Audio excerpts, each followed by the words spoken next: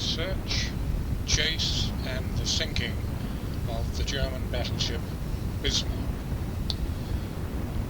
There is nothing new about this story.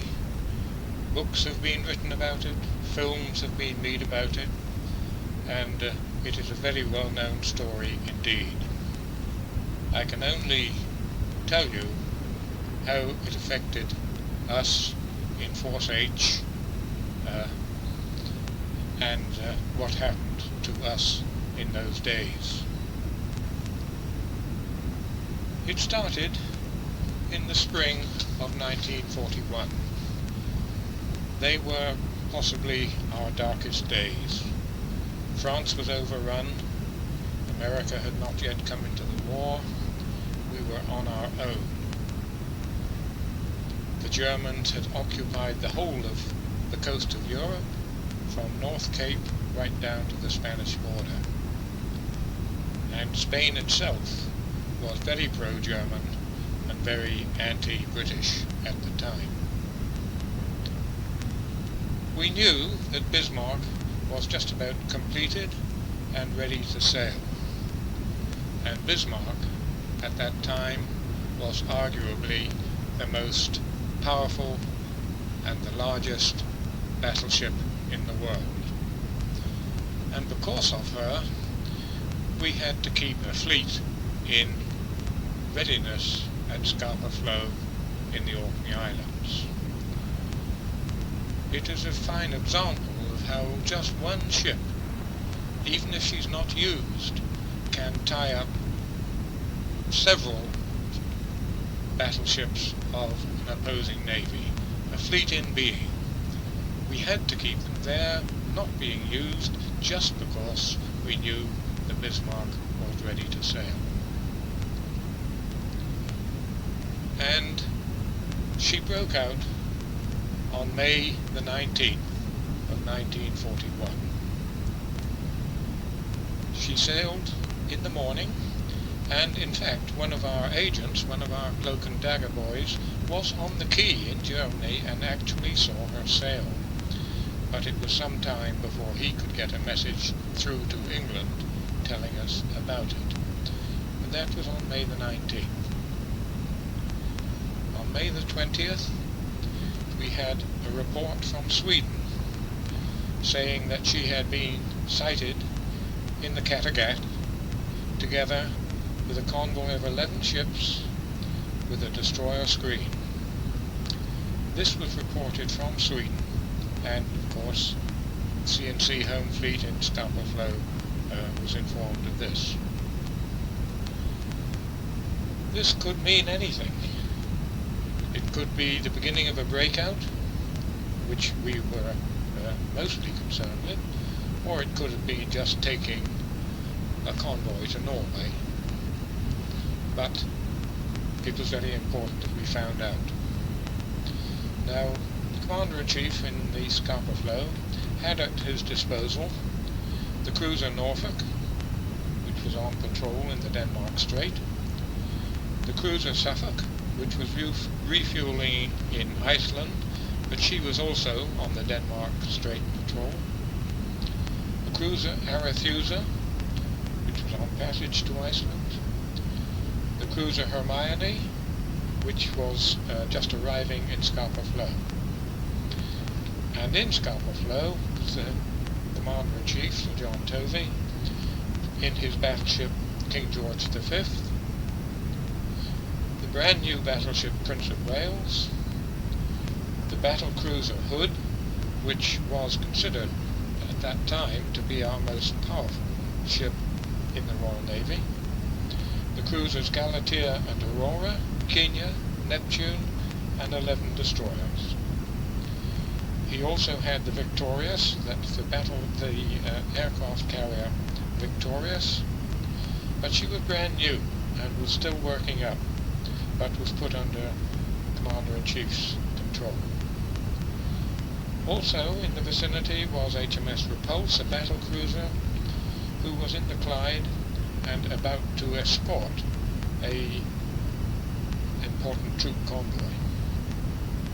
So the Commander-in-Chief had all those ships immediately at his disposal, but of course he had to know what Bismarck was doing and where she was. He couldn't find out anything on May the 20th except that that the Bismarck was through the Kattegat and out into the North Sea. So we come to May the 21st, when at 2 o'clock it was reported by one of our aircraft that 2 cruisers were at anchor in Grimstad Fjord, that is a fjord south of Bergen in Norway, after which the weather shut down and there were no more sightings. It was fairly obvious that these 2 cruisers were not cruisers at all, but one of them at least was the battleship Bismarck.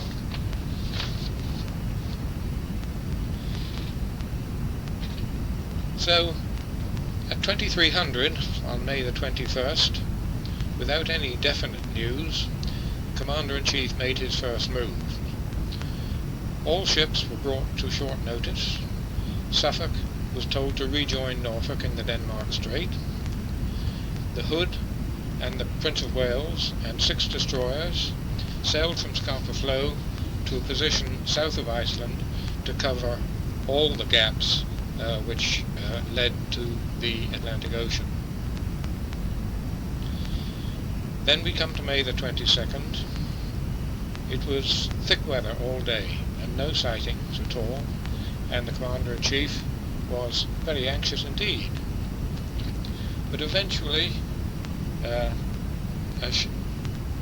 swordfish got through and was able to discover that Grimstad Fjord in Norway was empty, and that is all.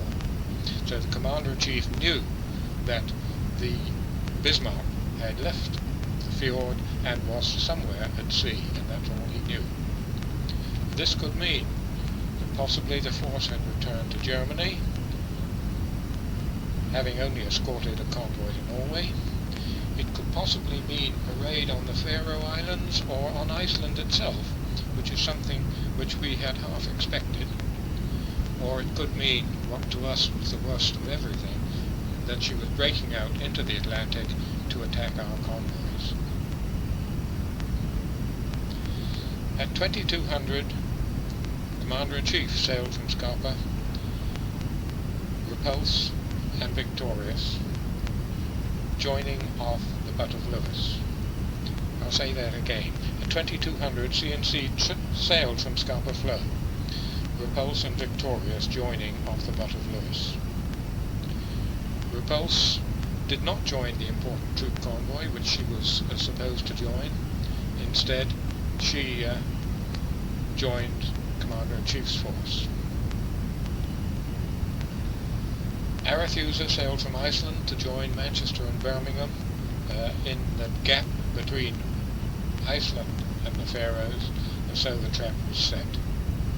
All gaps were now closed, and we just waited for a sighting report. But there was one other ship. The old battleship Rodney had sailed from the Clyde at 1300 that day, bound for America for a refit, which she was badly in need of, and she sailed with 4 destroyers, escorting one big merchant ship, the motor vessel Britannic. There was another force which wasn't under the control of Commander-in-Chief Home Fleet, and that was Force H, which consisted of Renown, Ark Royal and Sheffield, and we were in Gibraltar, where we were based. We were considered too far away to take part in this, but we did sail in a hurry just after midnight. On the 23rd, we left Gibraltar in a hurry to cover the troop ship which the Repulse had left, which she was escorting and had left, and so we sailed in a hurry to cover that troop ship. Which brings us to May the 23rd, a day of frustration, poor visibility and no news at all. But at 7:22 in the evening, Suffolk made a visual sighting of the Bismarck in Denmark Strait, that is the strait between Iceland and Denmark, and shadowing began. So that was at 7:22 in the evening on May the 23rd. Bismarck was sighted and shadowing began. Now it was not possible, or it would have been very foolish, for the two cruisers, Suffolk and Norfolk, to try and engage Bismarck. That would be committing suicide. Their job was just to shadow and send constant reports. Now Suffolk had quite good radar. Norfolk had radar, but it wasn't very good. But they were able to shadow with the use of their radar. They were also in considerable danger, because if Bismarck had turned and opened fire on them, they had to retire at full speed and keep their distance. Bismarck was also accompanied by a heavy cruiser, the Prince Eugen. So there were the two ships there, and they were now reported regularly by Norfolk and Suffolk. When HMS Hood received this sighting report, she and Prince of Wales went on to full speed to intercept. And now the Rodney, HMS Rodney, which was just escorting this one ship and going for a refit in America, she suddenly found herself heading in the absolute right direction to make an interception of Bismarck, and she didn't have to do anything about it. She didn't need any special orders, she just needed to carry straight on as she was. So she told the Britannic, the ship she was escorting, to go ahead independently, and Rodney carried on to the point of interception without any further orders. Which brings us to May the 24th, when at 2 o'clock in the morning, as I've already mentioned, Force H sailed from Gibraltar to cover the convoy repulsed left. Hood and the Prince of Wales steamed hard all night, and at 5:35 in the morning sighted the enemy. At 5:55 Hood was sunk.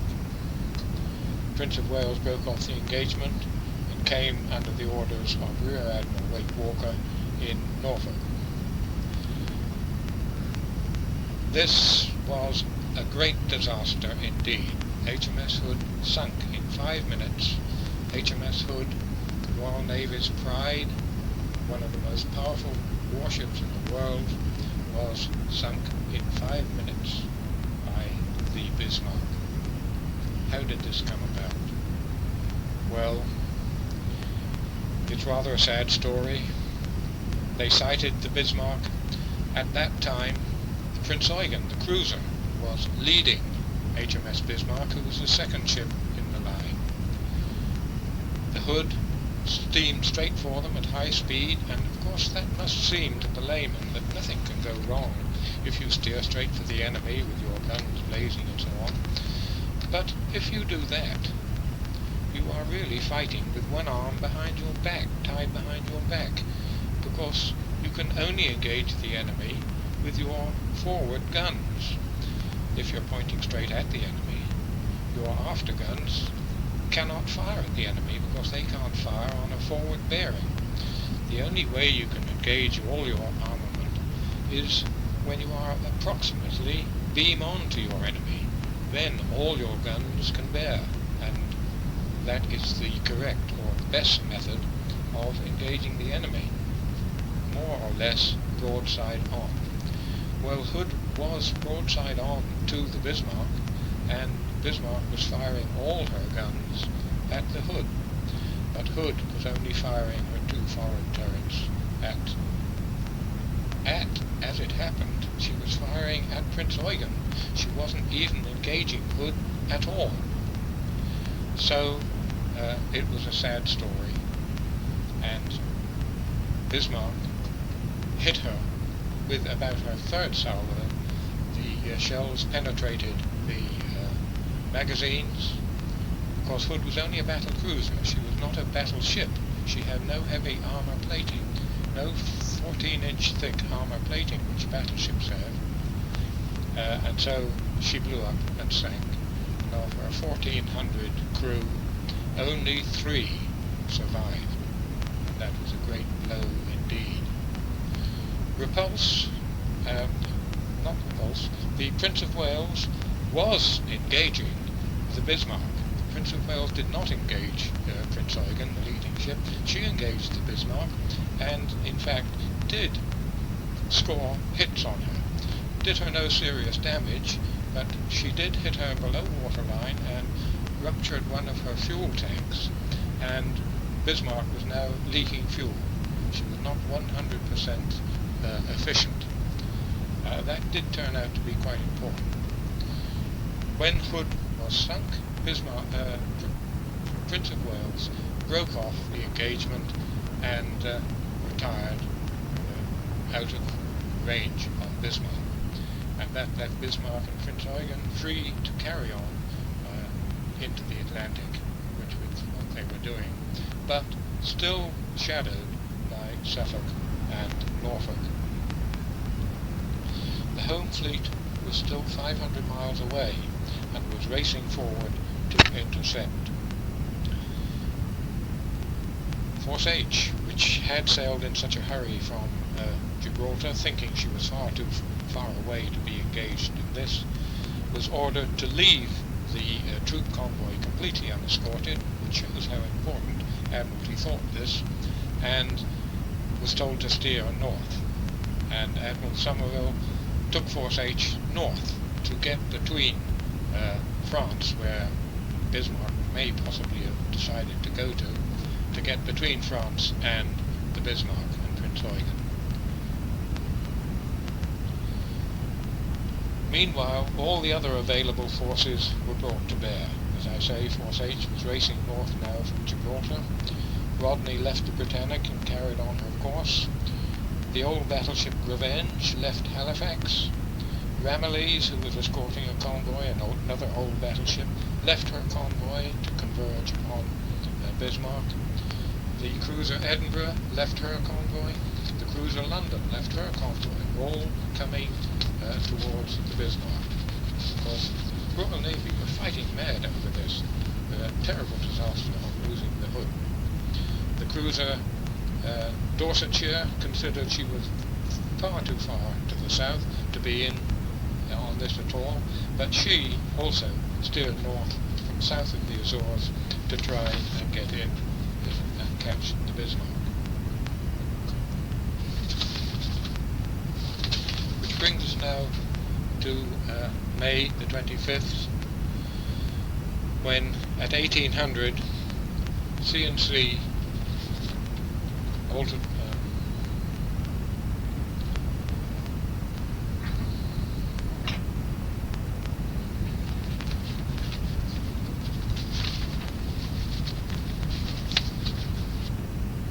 no, we are still on May the 24th.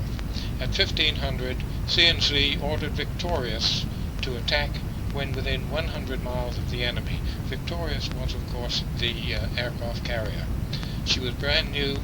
None of her aircraft had any action before, but she steamed on ahead and tried to get in touch of Bismarck so that the aircraft could make an attack on her.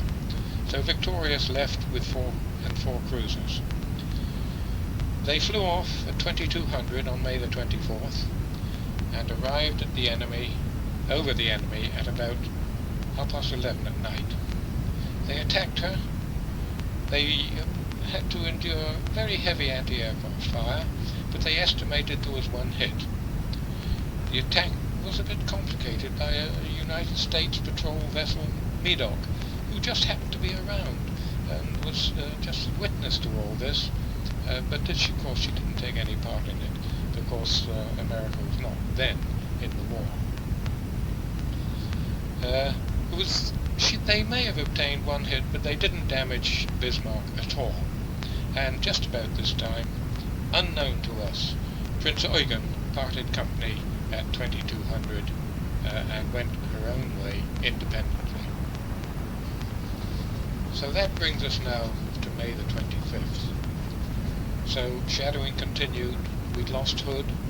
We'd made a swordfish attack on her without apparently damaging her, and Bismarck was continuing, but at 0300 we lost contact with her. They were two cruisers who were shadowing her by radar, lost contact. Bismarck made a big turn to port, although we didn't know it, and we lost her again. Then, quite surprisingly, at 8:52, Bismarck didn't realize that we had lost contact, and she broke WT silence and sent a long signal to Germany, no doubt telling Germany all about how she'd sunk Hood and so forth. But this enabled us to get a position, or a rough position, of where she was. Unfortunately, this position was wrongly plotted, and it looked to Commander-in-Chief Home Fleet as if Bismarck was returning to Norway, and so he made his movements on that assumption that she was going back to Norway to repair. The Prince of Wales was sent back to rejoin C&C. Repulse was sent to Newfoundland to refuel. Victorious was detached with the 2nd Cruiser Squadron, also to refuel. Galatea searched to the northwest. All ships were now without any destroyer escorts, all the destroyers having to go to Iceland to refuel. So the once very strong home fleet was now reduced just to a couple of cruisers, the Prince of Wales and the King George V, that was C&C's fleet, and to Rodney, who, of course, you remember, was just going to have a refit in America. At this time, Captain Vian, with his destroyer escort, who was escorting an important troop convoy, left the convoy unprotected, was ordered to join C&C, and so he left another convoy and rushed to join C&C. That's the Commander-in-Chief. So at 1100 on May the 25th, all ships except Force H and Rodney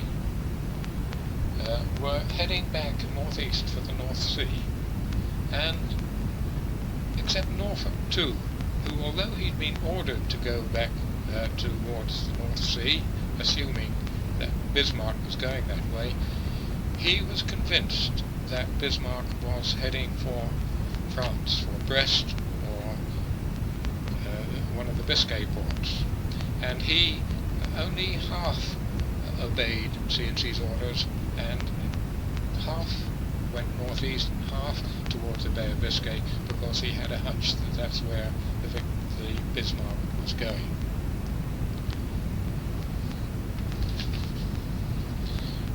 Of course, now Force H, that is Renown, Ark Royal and Sheffield, were, as it turned out, in an ideal position.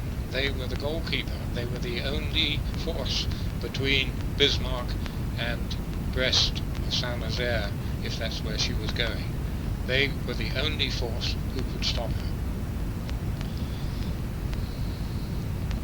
At 1800, Commander-in-Chief realized that they were all heading the wrong direction through this plotting error, and they realized now that Bismarck was in fact heading for Brest, so they all now steered and tried to catch her up, but they were terribly far astern and running short of fuel, and realized that they could not catch her unless someone could reduce her speed and slow her down.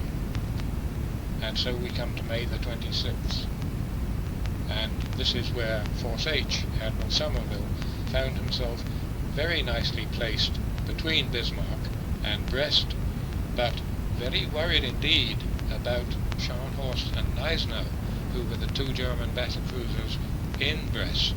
If they were ready and could sail, then it would be a formidable force indeed, which if they could join the Bismarck. Scharnhorst and Gneisenau were constantly bombed by the RAF in Brest, and as it turned out, they were in no condition to sail, but of course we didn't know that. So Bismarck was in fact on her own. So now it was up to Coastal Command to try and find her again. Now, the man in charge of the Coastal Command was Air Chief Marshal Sir Frederick Bowhill. He was what we call a web-footed master mariner, a web-footed Royal Air Force man, because he was a sailor before he became an Air Force man. He was in fact a merchant navy man, a master mariner, who had transferred to the Royal Navy, made good, to the Royal Air Force, had made good, and was now an Air Chief Marshal. And with his nautical knowledge, he said, in effect, no, Bismarck has been at sea for several days now in bad weather. She won't be sure of her position. She will be heading down for Cape Finisterre, which is a high, bold cape, and the lights were showing in Spain. The lighthouse would be on, and he would head down in that direction, and then, having got a fix, go up to Brest or Saint-Nazaire. And that is in fact just what Bismarck was doing. So that knowledge was very useful, and he set his air searches in that, with that in mind. There was no news until 10:30, when a Catalina of Coastal Command made a sighting of Bismarck, and was very nearly shot down. She was riddled with shot, but she made this sighting report that she had sighted one battleship and wasn't able to see her again because she had to go back and be mended. In fact, she was lucky not to be shot in the water.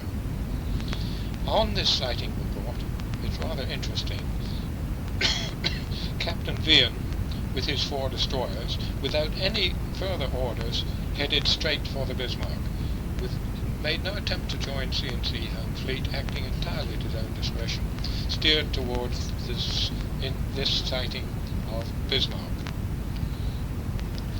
Half an hour after the Catalina had sighted the Bismarck, one of Ark Royal's swordfish also sighted Bismarck. So we'd already got our searches going from Ark Royal, we in Force H, and she would have been sighted even without this Catalina, which sighted her first.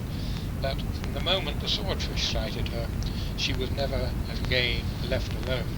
She was kept in under continuous observation from that day, moment onwards. And there she was, steaming for Brest, only Renown, Ark Royal and Sheffield in the way, the home fleet well astern and could not catch her. And at this moment, Renown had strict instructions from Admiralty that she was not to engage Bismarck on her own unless she was supported by other heavy ships. So that was it. We were not allowed to engage her even if we did sight her. So it was now entirely up to Ark Royal's aircraft to try and slow her down.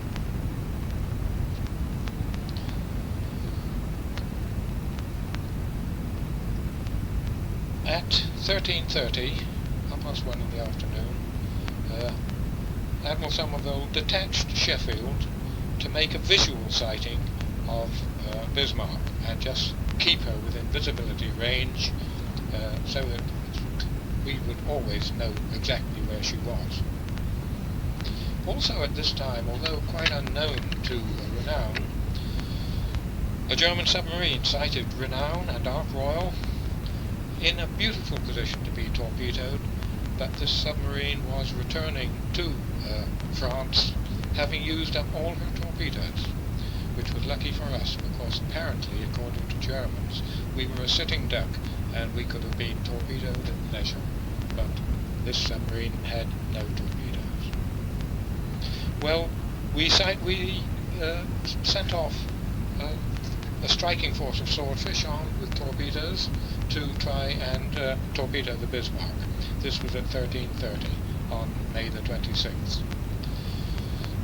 Admiral Somerville had omitted to tell Ark Royal that he had detached Sheffield to shadow Bismarck. The aircraft went away, they saw the Sheffield, and they attacked Sheffield instead of the Bismarck. And this was quite disastrous, really, or it could have been disastrous. Fortunately, none of the torpedoes struck the struck the Sheffield, but they were new magnetic head torpedoes, and most of them went off on impact with the water. The few which did not, Sheffield was able to avoid, and so it wasn't a complete disaster, but no one attacked the Bismarck from that first swordfish strike. The last swordfish, realizing that it was the Sheffield, did make a signal to the Sheffield saying sorry for the kipper. But that was quite a major disaster, that they had attacked the Sheffield instead of the Bismarck. So now, of course, when they returned to Ark Royal, these airmen were absolutely fighting mad. They were so disappointed at attacking the wrong ship, so disappointed at not even sighting the Bismarck. They were only too keen to have another go. Meantime, Admiral Somerville had to signal to Commander-in-Chief Home Fleet there were no hits, and then the Commander-in-Chief was in the deepest gloom, because that meant that he could not capture the Bismarck, because he hadn't got the speed, and B, he wouldn't have the oil fuel. He was running very short of oil fuel. So Commander-in-Chief in the King George V was in the deepest gloom possible. However, a second and last possible airstrike was arranged, and 15 aircraft armed with contact warheads to their torpedoes took off at 7:45 and went, first of all, sighting Sheffield, on their way towards Bismarck. This was a do-or-die attempt. They knew it was the last attempt possible, because it was dark now. The weather was quite terrible. There was a gale blowing, misty weather, rain, and Ark Royal her stern was rising and falling 50 feet, and you try and imagine a swordfish, an aircraft trying to land or take off on an aerodrome which was jumping up and down 50 feet. It was extremely difficult conditions indeed, but these people, these airmen, were really fighting mad to try and get an attack in on Bismarck. When they returned, they said there was at least one hit was observed, possibly two, and shortly afterwards it was noticed that Bismarck was stopped. What had happened? One of the swordfish, the last one, her torpedoes had got into the Bismarck's rudders, on the most vulnerable part of the ship, and Bismarck could no longer steer. Her rudders were jammed. They weren't even jammed amidships, they were jammed to port, and so she could not steer. It was reported to CNC that Bismarck was stopped. He didn't believe it and asked to make sure, and it was repeated that Bismarck was stopped. So now it was all joy in the Commander-in-Chief's ship. Here it was, dark night now, Bismarck stopped, and at this stage one must feel a little sorry for the Germans. They were helpless, they couldn't maneuver, they knew that they were going to die in the morning. There could be no other hope for them. They were stopped, they knew that our ships were closing in on them, they were going to die in the morning. You had to feel a little sorry for them. During the night, Captain Vian's destroyers attacked Bismarck, rather like foxhounds attacking a wild bull or something like that. They made several attacks on her. They thought they'd hit her several times, but in fact, as was found out later, she was not hit at all by any of these Cossack destroyers. But they certainly made the night very uncomfortable for Bismarck. Also during the night, Bismarck suddenly opened fire at Sheffield, just one round of her main armament. They didn't hit Sheffield, but at a 12-mile range they straddled Sheffield, put her splinters from her salvos, put her radar out of action, and killed 3 of her crew. And that, with one round at 12-mile range, one salvo 12-mile range, gives some idea of how very dangerous it was to get anywhere near Bismarck. In the morning, the first ship to sight Bismarck was the Norfolk, the one who sighted her in the Denmark Strait, right at the beginning of the action. She was sighted by Norfolk at 8:15 in the morning, and at 9 o'clock Rodney, who of course was going to America for a refit, Rodney and the Prince of Wales sighted her and opened fire, and well, it was really all over.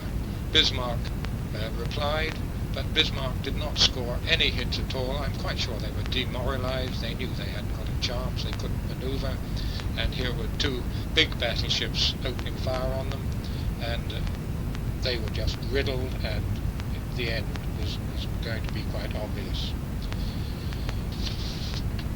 They didn't sink her by gunfire. They made her just a blazing wreck, completely unable to reply in any way at all. King George V simply had to break off and go back because she was so short of fuel it was doubtful if she would even get back. So it was all over by 10 o'clock, and the old Dorsetshire, which thought she was so far south that she couldn't get in on it at all, was the final ship who came round at leisure and torpedoed her first on her port side, then on her starboard side, and finally Bismarck turned over and sank. They picked up altogether about 120 survivors. The destroyer Marie picked up 30 survivors, the Dorsetshire picked up 80 survivors, submarines were reported in the vicinity, no ship thought it was safe to stay any longer, and that was the end of the Bismarck. But it was a very major operation indeed, the longest chase, I think, since Nelson chased the French fleet and engaged Villeneuve at Trafalgar. Although the forces involved, the numbers of ships involved were possibly not so great, but altogether in this Bismarck action, there were 8 battleships engaged, that included 2 battlecruisers, 2 aircraft carriers, 11 cruisers, 21 destroyers, 6 submarines, plus shore-based aircraft, all needed to sink the Bismarck.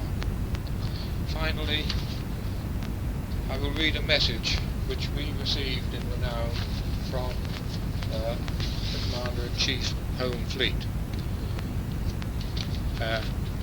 A message which Admiral Somerville sent to Force H.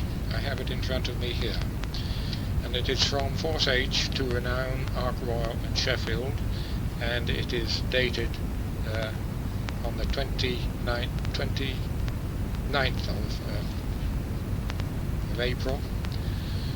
Commander-in-Chief Home Fleet has sent me a message congratulating Force H on its excellent shadowing and the most effective attack on Bismarck, which contributed so largely to the battleships getting their opportunity. In reply, I have thanked C&C Home Fleet and stated that whilst we were glad to have assisted in fixing his quarry, non-participation in the kill required a good deal more self-restraint than Renown appreciated. I completely disagree with that signal. I needed no self-restraint myself not to engage the Bismarck. I didn't want to engage her. She'd opened fire on the Sheffield at 12-mile range, killed 3 of her ratings, put her radar out of action, sunk the hood. I had no wish to engage the Bismarck at all, I must admit. So I required no self-restraint on my part. that. And that brings me to the end of this story of the Bismarck. But what part did I personally play in the sinking of the Bismarck? Well, at that time I was OOQ of Y turret. That is to say, I was the officer in charge of the after turret of two 15-inch guns. We were at full action stations for a whole day, during which time I slept, ate and lived in Y turret for the whole 24 hours, with the guns loaded and everything ready.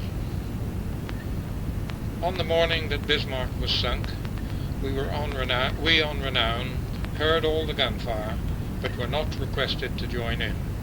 So we stayed with Ark Royal, who, of course, being an aircraft carrier, was very vulnerable and had to have a capital ship nearby to protect her. So although it was Force H that stopped the Bismarck, Renown took no part in her final sinking. And that is the end of my story. The Norwegian Campaign.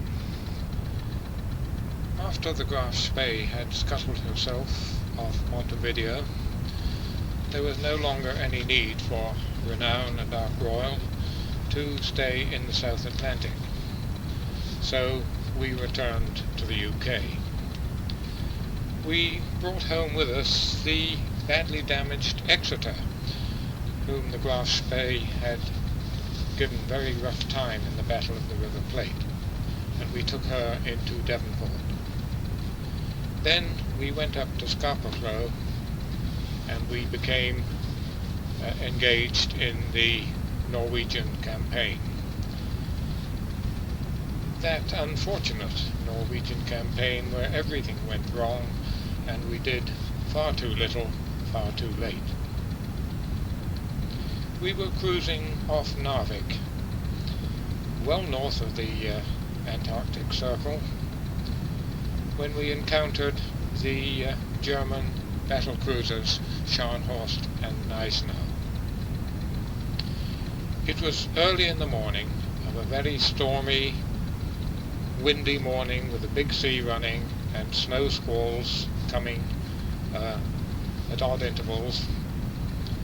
And of course in these days it was before the days of radar, so you could only see what you saw with your eyesight.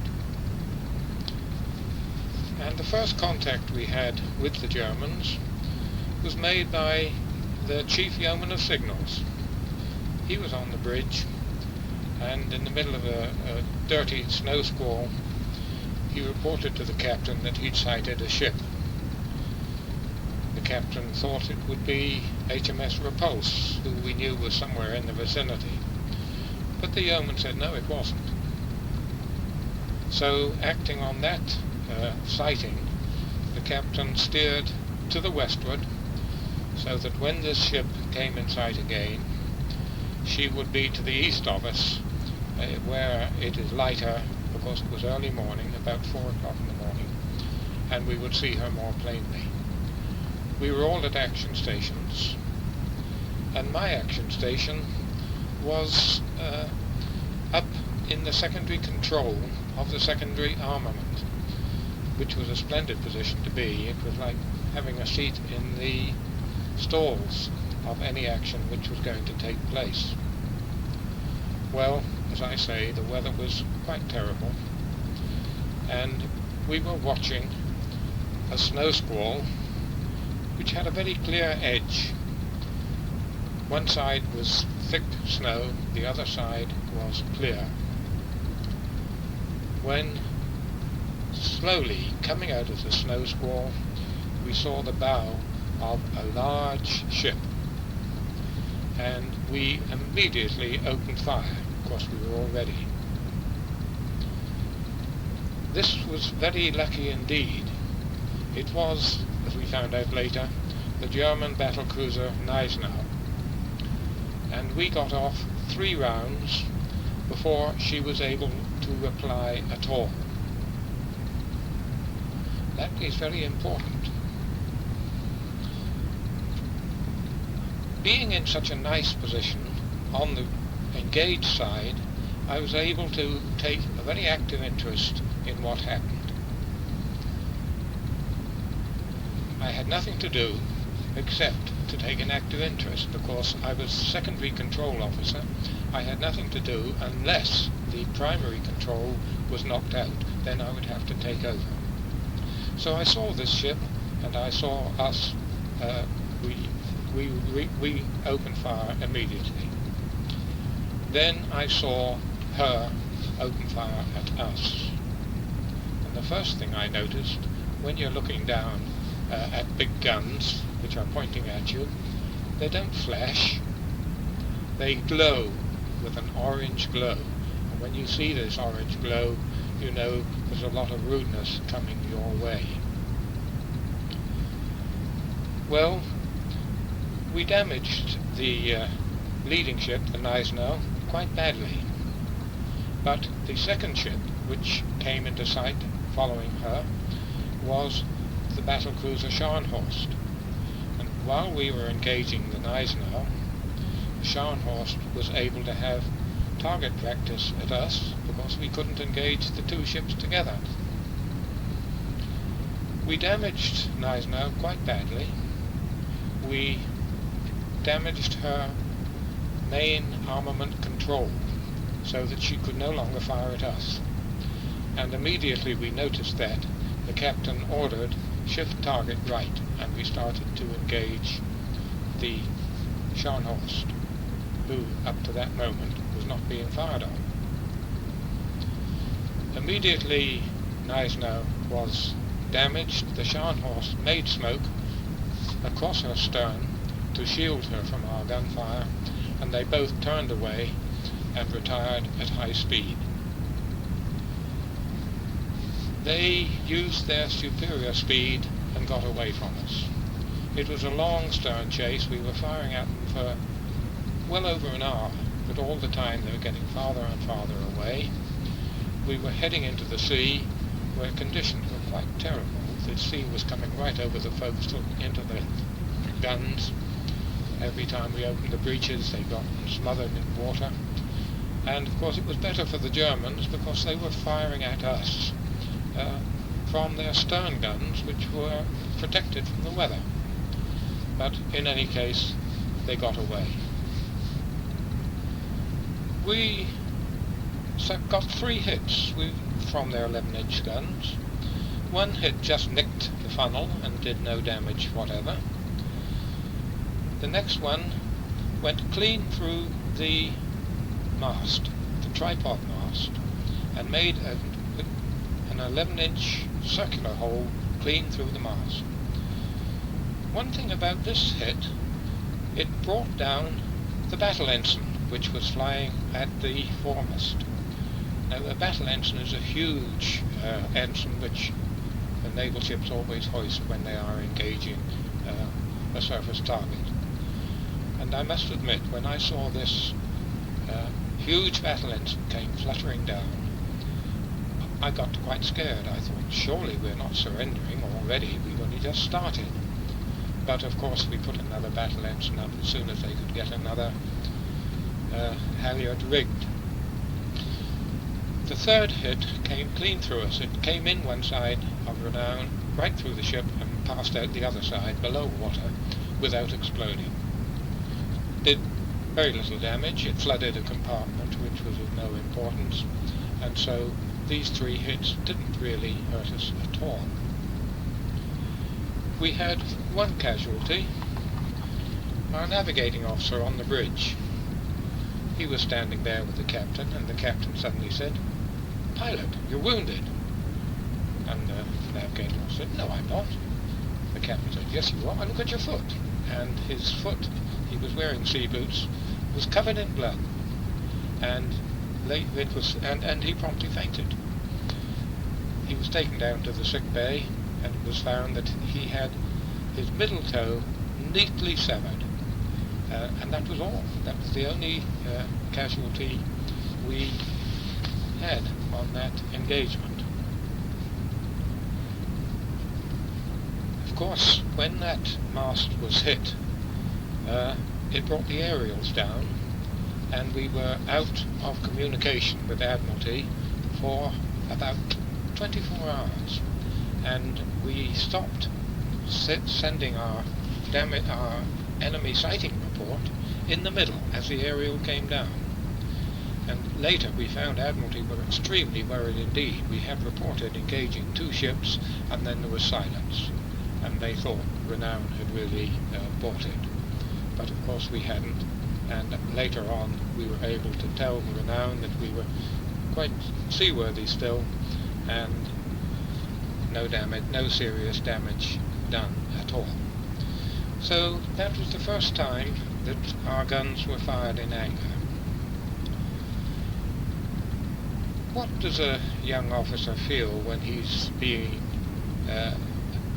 experiencing his first engagement? Well, I'm quite sure if my action stations had been down below decks, I would have been terrified, hearing all these bangs and crashes going on, not knowing what was going on. But with my action station where it was, on the engaged side, with nothing to do but take an active interest, it wasn't so frightening, exciting perhaps, but not frightening. And I was able to pass a running commentary down the telephone to the people down below of just what was happening, and they told me later how much this was appreciated, because that gave them a good indication of just what was happening to us. Eventually we had to go back to Rosyth to be repaired, and the dockyard mates cut out this perfect 11-inch hole of where the shell had entered the ship, cut it out and made a presentation of it to the captain. I can't think what he used it for, but there was one obvious reason perhaps, obvious purpose. And that was about all we did with the Norwegian campaign. Action in the Mediterranean. After our repairs in Rosyth, following the Norwegian campaign, we sailed south to Gibraltar, where we hoisted the flag of Admiral Somerville and became flagship of Force H, based in Gibraltar. Now, Force H became quite a famous force. It consisted, the basic members were Renown, the aircraft carrier Ark Royal, and the cruiser HMS Sheffield. And we were based in Gibraltar. We were constantly at sea and in action. Sometimes we went into the Atlantic Ocean, and sometimes we turned east and went into the Mediterranean. We spent more time at sea, I think, than any other force in the Navy at that time. We took part in several Malta convoys. We took part in the bombardment of Genoa, and we were also at the sinking of the Bismarck, where it was Force H which stopped the ship, the Bismarck. I will try and give an illustration of what the Malta convoys were like. To begin with, they were very different from any other sort of convoy. The main reason being there was no secrecy about a Malta convoy. All other convoys, the Atlantic convoys and the North Russian convoys, your main weapon was secrecy. You hoped to get through without being detected. They were very boring, other convoys. You spent the whole time crossing the North Atlantic, hopefully evading any submarine. You arrived safely, and 100% success. You hadn't seen a thing. It was rather boring. But the Malta convoys were different, because you could not have secrecy. You could not get through the Straits of Gibraltar without your presence being reported to Berlin. We tried, of course, whenever we were escorting a Malta convoy. we sailed from the Gibraltar, and we generally turned right into the Atlantic, and then later on, after dark, we would come back through the Straits of Gibraltar, hoping that no one would see us, but they always did. We were always reported, and no convoy ever obtained any secrecy on its way to Malta, and that was the main difference. And so, really, you were flaunting your coat. You said, in effect, here we are, we're going to Malta, you try and stop us. And every Malta convoy was a major naval action. They were heavily escorted, and it was very difficult to get through without some form of action. They became quite stereotyped, really. The first 2 days out of Gibraltar, nothing happened at all. Then the third day, you were sighted by generally what we call the Italian snooper. This would be an Italian seaplane which would sight you and report back to headquarters. And then the evening of the third day was generally when you suffered your first attack. We had no radar at all, but the cruiser Sheffield had radar in those days, and we relied on her for our first enemy sighting, and she would always report that enemy aircraft were on their way. So long as it was only the Italians that were engaging us, we weren't awfully worried, because they weren't awfully good. We never suffered any damage at all. All the convoys which I took part in never suffered any damage from Italian aircraft at all. They came over and did precision bombing from 12,000 feet, and well, a ship is very small if you are 12,000 feet high, and they're very difficult to hit, and well, they never hit us. They had several near misses, and of course our Royals fighters were engaging them all the time, and we put up a very heavy barrage, and it was quite exciting, but we got through without any damage. But when the Germans placed their aircraft in Sicily, then of course it became a much more serious affair altogether.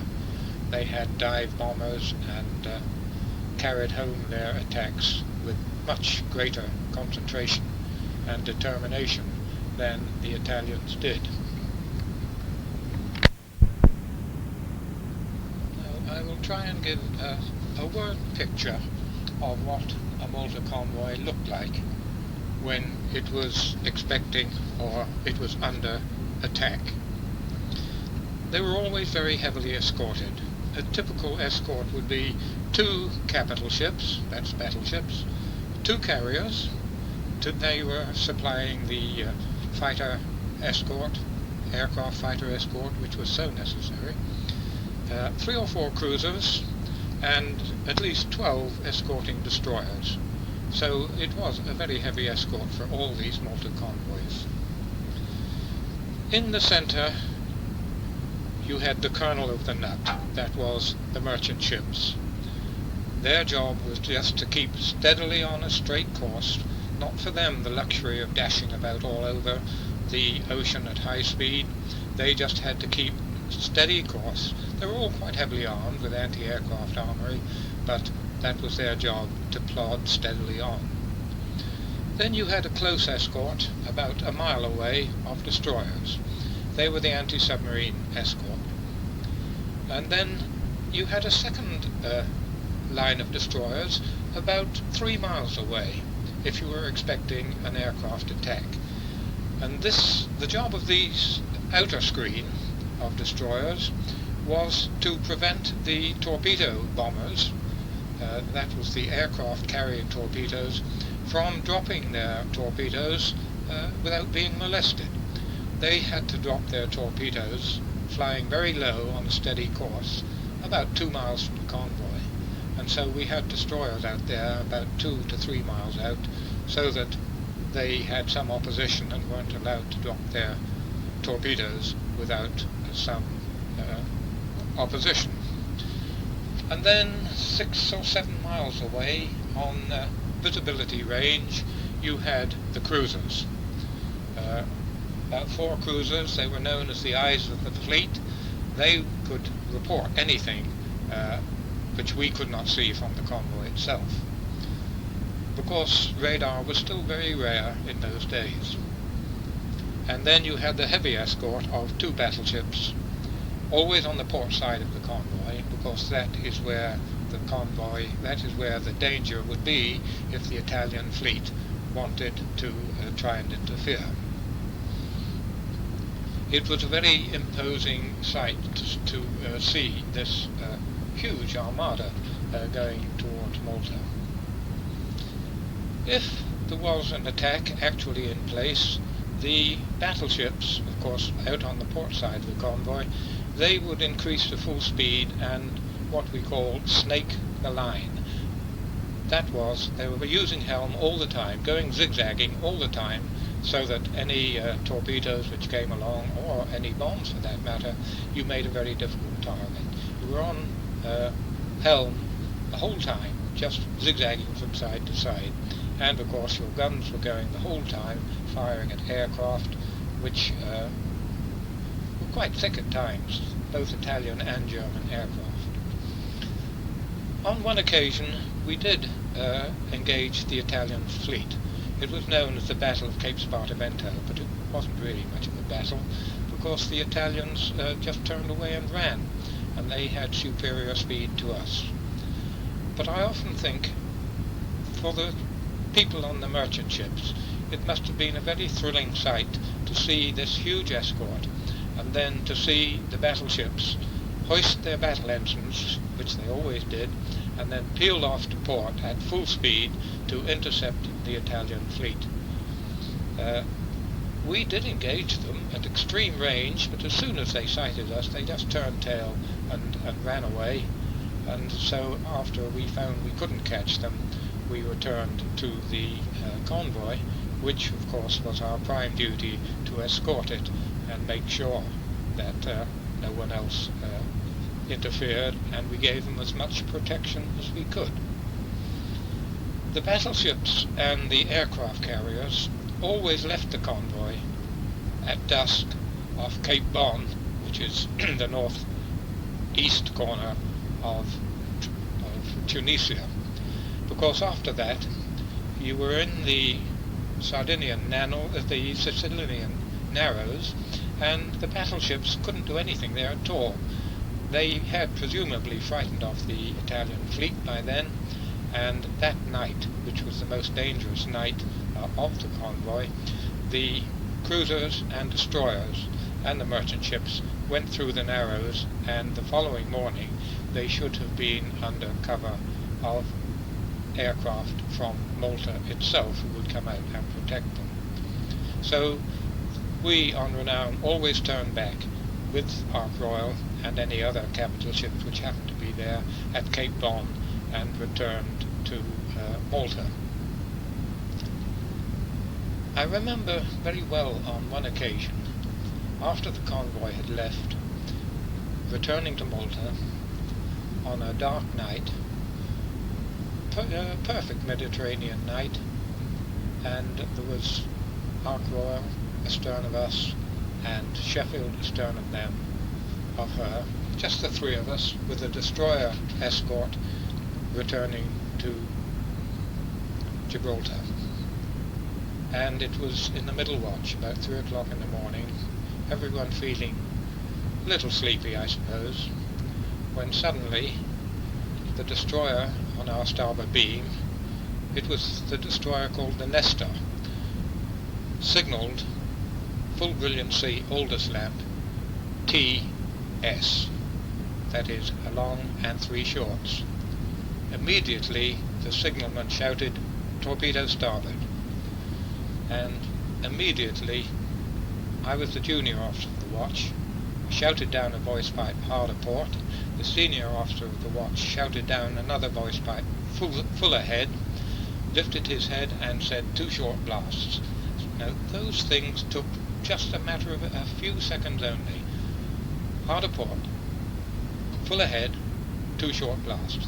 And immediately, of course, we went to port, Ark Royal, hearing the 2 short blasts, she went hard a port, and Sheffield followed, and the fleet just went hard a port, and straight away, almost straight away, we heard, and I actually saw, the flash of underwater explosions close to our starboard bow, just where Renown would have been had she not been going hard a port.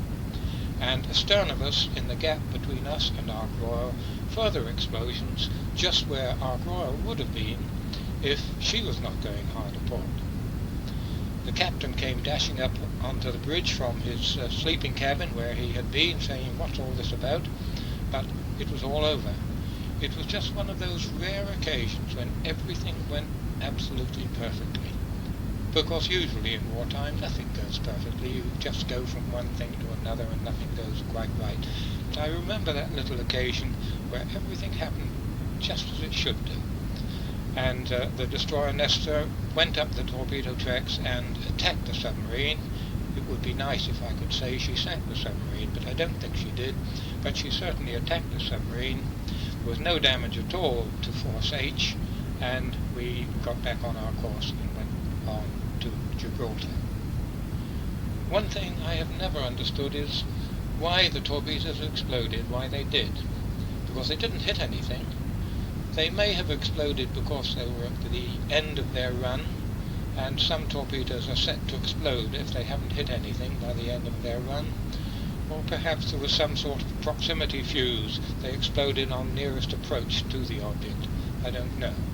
But anyhow, that was just a little incident on a Malta convoy, which we got out of very nicely indeed, and something that I always